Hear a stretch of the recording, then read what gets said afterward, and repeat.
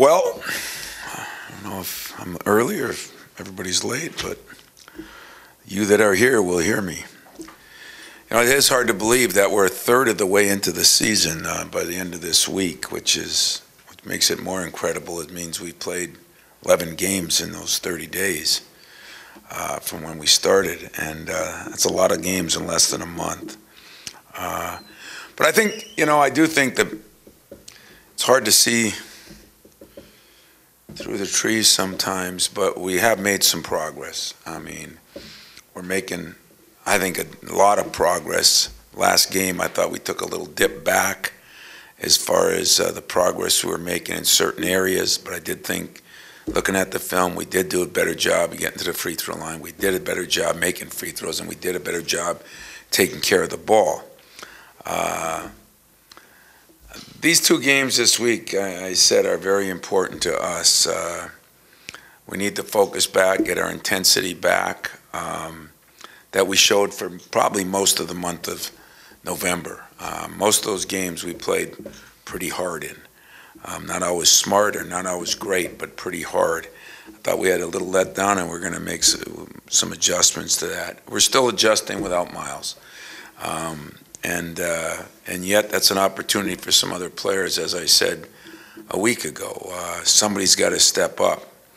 And if we do handle it right, I think it's going to benefit us tremendously in the season to come, especially the Big Ten season. As far as Youngstown, kind of a dangerous, weird team. They just won 4 of their last 5. They're averaging over 80 points a game. They've got 3 key players from Michigan, which always means they're coming back to say, why didn't you recruit me? But Cameron Morris is the best. He's ranked 5th in the nation in scoring. He's missed a couple games with a wrist injury, but expect him back. They've got 2 really good guards. Santiago is another one. And then they got a 7-foot center who is a big 7-foot center. So, as always, what we do in these games, we prepare hard for Youngstown, but we'll prepare harder for Michigan State. We've got to do a better job ourselves in a couple areas that I thought we became deficient in the last game, and that was our effort on defensively, the things we need to get better at if we're going to become a good team, maybe running a little bit better, just kind of all the effort-related things that, we're trying to adjust to, and trying to adjust putting in new people when Miles out, and trying to adjust to going to new people with him out. It is 17 points and 10 rebounds, more or less, and so that's going to be part of the process too. So questions I'll take. Tom, I'm wondering if at this point, if consistency is one of the main factors, especially for those wing guys. How do you? Yeah. What's the best way to keep from avoiding all that? Yeah, with Aaron, with Matt, consistency. I think Josh has got to keep building here. His is more in conditioning and just getting back on track. But I would say those 2 guys are important. Those 2 guys have shown where they can be very good against very good teams. And yet consistency is the word that I put on the board a lot. I talk about it a lot. I talk about it in pregame speeches. That is what we're looking for. It's harder to get consistency out of a young team. It's harder to get consistency out of an inexperienced team that's older, but inexperienced. So our older guys aren't as experienced. And it's really hard to get consistency when right now, some of our seniors are still trying to find themselves. So our upperclassmen leadership maybe isn't where it needs to be, and we're just going to keep grinding on that and keep making progress. But consistency is something that young guys struggle for a little bit better than older guys. Or it's a little harder, I should say. And but we are making some. We're making some progress, but we're not as consistent as we'd like to be, and I'd say that's a fair assessment. Tom, nobody here dislikes Matt. What a good kid. But he seems to be playing with some trepidation, just almost, I don't know if it's a lack of confidence is going too far, but almost afraid, passing up some shots, thinking too much. How do you get a guy past that? Well, it's funny because his dad's a coach, so I gave his dad a call last night just to talk to him about how we can help Matt. And Fife had talked to him, and Dane made the comment to me. He said, all the time I've been at Indiana or wherever I've been, I've never heard a coach mad at a guy for not shooting. And that is the case with Matt. And I think again, you asked me a question, so I'm going to try to give you the best answer I can. The 6 months he missed this summer, well, you're not going to have the same confidence. Everybody knows that a player's best progress is usually made from freshman, sophomore to junior year. And he had 0. So he's not as confident. He's playing a little robotic. He's coming off screens, not ready to shoot. I mean, that's what he is. He's a shooter. And so we talked to him a lot about it yesterday. I actually am going to meet with him this afternoon about it. But, confidence is earned, and it's usually earned from a shooter. Like Denzel earned confidence, Bryn earned confidence living in the gym all summer. Matt didn't take a shot, didn't lift a weight, couldn't do nothing because of the double spurts hernia. So he missed the entire time. So, and then when you start out a schedule like we did, the young guys or the veterans that need to gain confidence, not doing it as easy against Kentucky and Duke and Arizona and Wichita State and Baylor as you would maybe against some teams that most of the time you do get to start out with. So I think it's a combination of both, but I think the assessment is true.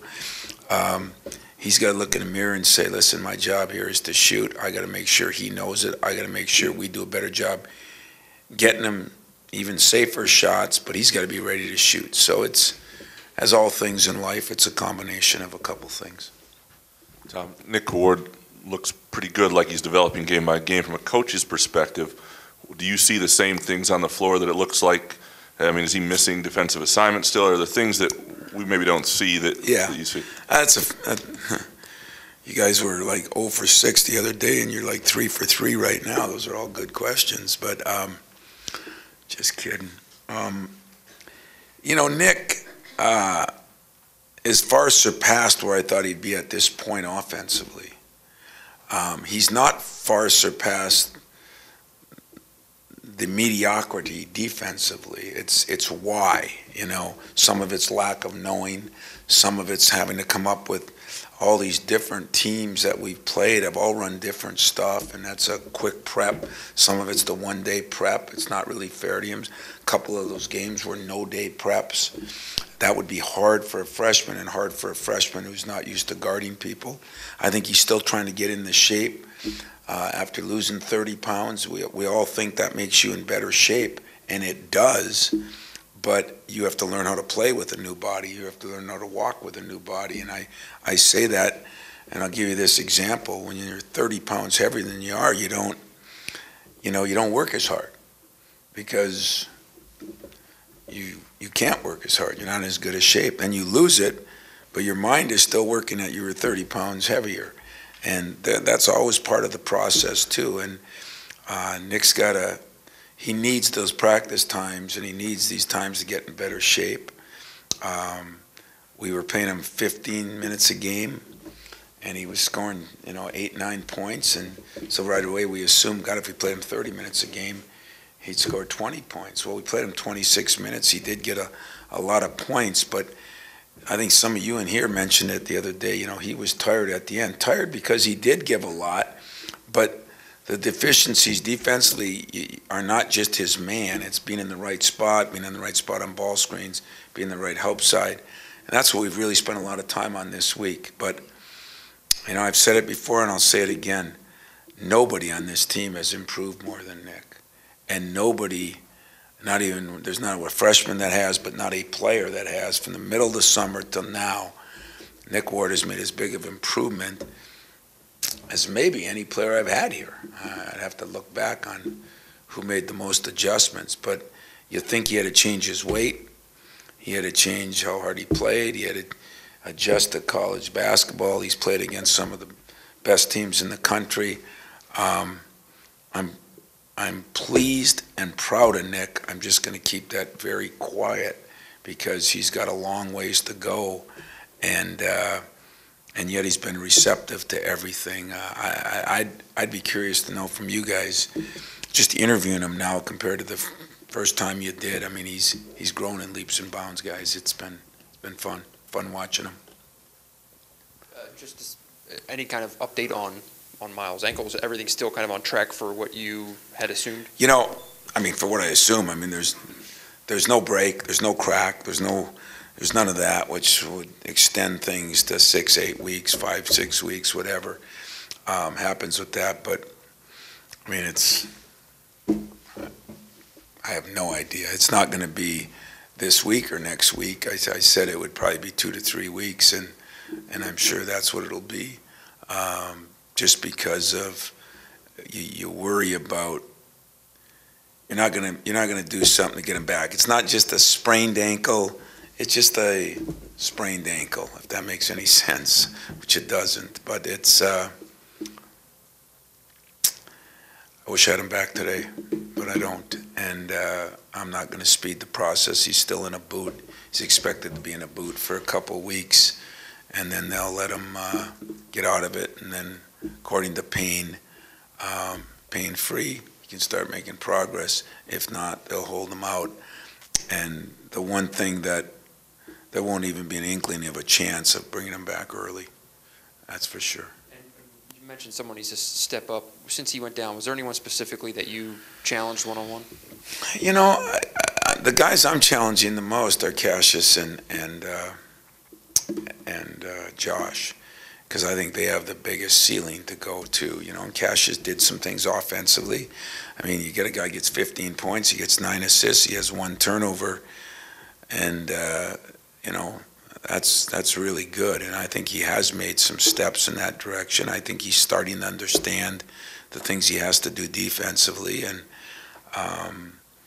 that is critical. You know, we're giving up more points than I think we ever have. But again, we've never had a schedule quite like this either. So all these things, I look at the Big Ten for the first time they came out today and all the different stats, and I go, God, we're 5th, 6th, 9th, 12th in a lot of these stats, and then I look at who we played compared to who some other teams played. It's just hard to get apples to apples right now.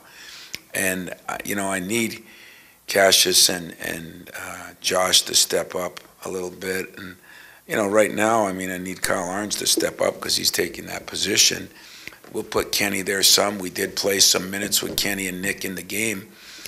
And I think, you know, wisdom would say, well, why don't you do that more? But I get into those minutes with Nick or the minutes with Kenny. I mean, Kenny missed all summer too. So it's just a mash unit that we just have to manage the best we can manage. And what seems right on one end might not be right on the other. And the biggest thing still is keeping them fresh and keeping them out of foul trouble. And with those two guys, we just don't have a lot of margin for error with of course, our star out. I was actually going to ask about Josh. You said earlier this year he has a problem where he's really hard on himself and made some uncharacteristic mistakes on Saturday. Do you see confidence as an issue with him right now, maybe with those 2 weeks he missed and everything? Confidence is an issue with every person on the planet, if you ask me. You know, if you do well, you're more confident. If you're not doing as well in your job or my job or his job, you're not going to feel as comfortable and confident. That's one of the things freshmen have to learn. His mother was up this weekend, and it was interesting that she saw the same thing you guys saw. You know, Josh is hard on himself, and most of the time you like that, unless it affects him. And you don't like it as much. So we're learning to adjust to him, and he's got to make some adjustments. But he, too, is coming off that 3-week injury, and he's not in great shape yet, and not going to be because he didn't have time to get back in shape because of the travel we did. So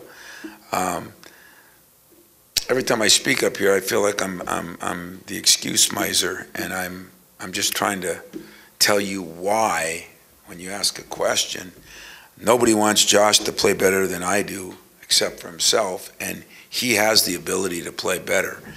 But, you know, the other night we're not being able to sub right yet, so we got 3 freshmen and 2 walk-ons in there at one time, and that's not as healthy for Josh either. Guys that are trying to learn to get better, Sometimes you need other people to help you. So I thought yesterday, we had a long meeting, we had a long film session, we had a decent practice. I think we're making some progress. I think he's starting to understand what he's got to do, but now the next phase is doing it. Following up on what you said briefly in the postgame about Miles and how he sees the game from the bench, and what's the dynamic of why you like that? And I couldn't see, how engaged was he? Well, I made him sit up, either right next to me or right next to my assistant most of the game, so he could hear what we're talking about. And yesterday's meeting, he was pretty good. I mean, he got why guys, he told guys what they weren't doing. I let him be a coach during the film session. I think all those things are going to help him with them, but him with himself later on. Because we made sure we told him, now Miles, you did those things too last week. And you just didn't see him the same because you were running up down the Duke floor instead of watching from the sideline.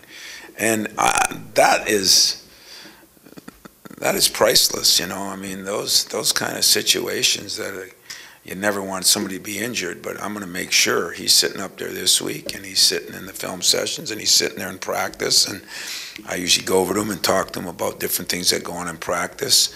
I got to get a lot out of Miles Bridges for me, for the team, but mostly for himself. He's got to grow. He can't grow as a shooter right now. He can't grow as a rebounder, as a ball handler right now, but he can grow cerebrally. He can grow in a way where we become a better team and he becomes a better player for what he sees and learns while he is out. Anything else on the podium? We got time for a small round table. Tom, you alluded to Nick. After the game, he did say his conditioning continues to have to get better, but he said coming off, I don't remember if he said flu or cold, but one of them, he was coughing. He said he think people needed to remember that too. Was that maybe a bigger impact than you thought right after the game? No, I think the biggest impact is just his, figuring out his new body and figuring out that he's got to work harder and all that. But he does have, he's on some antibiotics. He does have more than a coughing cold. He's got to, but that part he's got to learn to play through. I mean, there's still, that cold, it didn't seem to bother him on that one end, did it? So he must have a one-end cold, huh? I got it. Okay. I'll remind him that today, that Hondo said you got a cold on one end of the floor and we better heat that end. So Breslin Center, get that other end heated. He didn't say he wasn't tired, he just had a cold. No, he don't even know how hard he's got to go yet. But God, he's making progress. All those freshmen are. Miles was making great progress down in the Bahamas and moving forward. Josh has struggled the most, but he was the one that was, missed the 3 weeks of the preseason, didn't play in those exhibition games because of his injury, and it's just going to take some time. But what you'll find is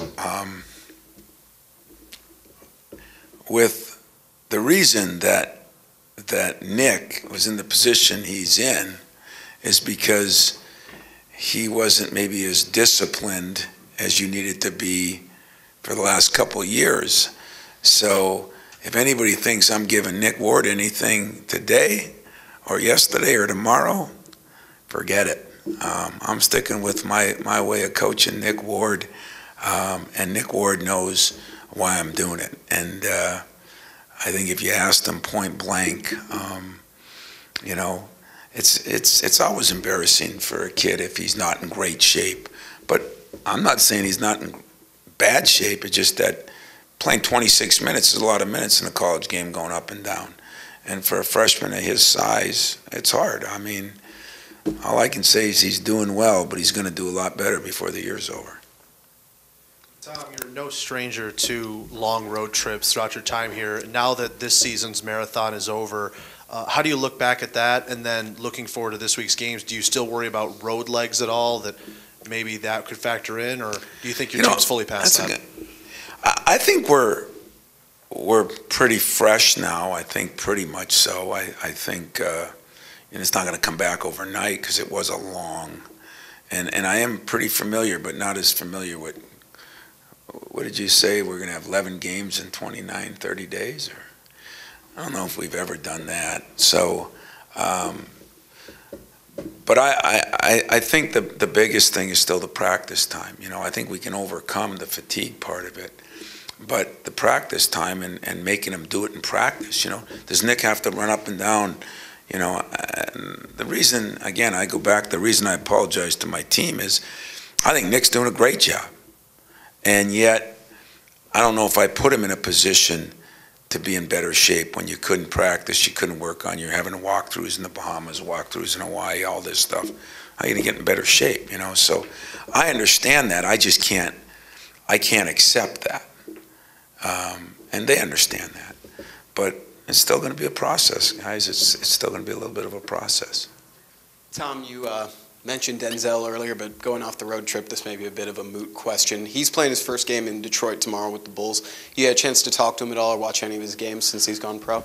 Oh yeah, I talk to all my guys every week, and so last week I talked to Denzel a couple times, including his, God, I wish I could be with you at Duke, Coach, and but Denzel seems to be doing well. I talked to Jimmy Boylan, who's on the staff there. Check up on them. They got a pretty good team, and there's no question that when Wade joined the team, it probably hurt his minutes, but it's probably going to help his career because he's learning from a pro's pro. I mean, this guy is, I've tried to read articles. I've tried to talk to Jimmy about him. If Denzel can play a year, and whether he gets 5 minutes a game or 20 around Dwayne Wade, he's going to be a much better player. I mean, this guy is special. And so Adrian's playing a little bit more. Ellen Anderson's playing a little more. Brent Forbes was here the other day on an off day, and he's been doing all right. Costello's doing okay in the D-League. I talked to Brandon Dawson, and he's doing all right, averaging 19 and 10 in the D-League. And so we got, some guys that are doing well. I talked to Draymond yesterday. He's getting back on track on, kind of figuring out how to play with their team because it's been a different deal. So I wish I could see Denzel tomorrow night, but hopefully he'll play well back in his home state. Coach, Cassius has been playing pretty well lately. Can you kind of evaluate the point guard position? Is he close to Tum Tum, and is Tum Tum kind of looking over his shoulder a little bit? Not at all. Nervous about that spot? Not at all. First of all, it's not in Tum's DNA, and second of all, Cassius is played very well in the last game. But again, right now what we have is we'd have a hell of a team if we were in Iowa 30 years ago. We could just play one end of the court, and I could have some guys playing, but we got to play both. And Cassius is working on it. He's getting better. He's improving. He's what I really love about him is I said when I recruited him in 8th, 9th grade, I think he can be one of the best passers. That 9 assists, 1 turnover. He's getting those turnovers down. I think that's critical because I think that was a problem. I think he's understanding that defensively he's got to get a lot better. When you play on the point defensively, that's the point of attack. So usually if the head falters, the body goes with it. And that's why it's so important at that position. You can be able to stop people, and so he does some things that Tum can't do. And Tum does a few things that Cassius isn't doing yet, but will be able to do. But no quarterback controversy. I think Tum, if tomorrow he played 5 minutes or he played 35 minutes, that kid's never changing.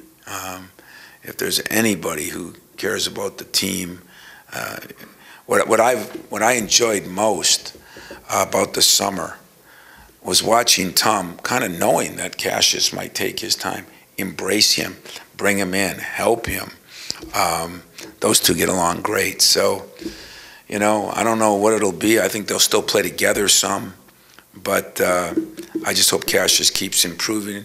And I'd like Cassius to help Tom in the area that he's deficient in, is the shooting. And I'd like Tom to help Cassius in the area that he's a little deficient in, and that's guarding. And if we can get those two to improve in those areas of weakness, not only are we going to have two very good players, but you'll see them playing together a little bit more. Tom, if you go back to Nick one more time, you talked a lot last year about how Kobe was so good for Deontay. Does Nick have someone like that, or is he kind of struggling without a guy like Gavin or Ben? Yeah, you know, he's struggling a little bit, but Matt Van Dyke has actually done a pretty good job, even though he's 6'5". You know, he's actually done a very good job helping him through the defensive things. The problem is we just have so few bodies down there. We have to use Matt Van Dyke in other ways too. So sometimes we got walk-ons in there that can't help them because they don't have a clue. So that process, you know, if it was last year, Matt is doing what Kobe did, but we need Matt in other areas too, just because of lack of depth. So it's not as easy, and that hurts Nick's progress. You know, every one of these guys, when you have a Valentine, a Costello, and a Forbes, and a Kobe, you know, bunch of 2, 3, 2, 4, and 5 year guys in there, your progress is made. That's what I'm impressed with Duke. I think Jefferson is going to help as a 5th-year senior, the progress of those young freshmen enormously. And so, you know, that's something that Nick doesn't have. You know, Gavin tries from the sidelines, and MVD is trying to do it when he leads them through the scout team, which is what Kobe did a great job for Didi. But it's not quite the same yet. Number one, MVD doesn't know it like Kobe did, because Kobe was here longer, and number two, we can't afford to use MVD in that same spot because we got to have him playing some. All right, we'll have a little. He got it.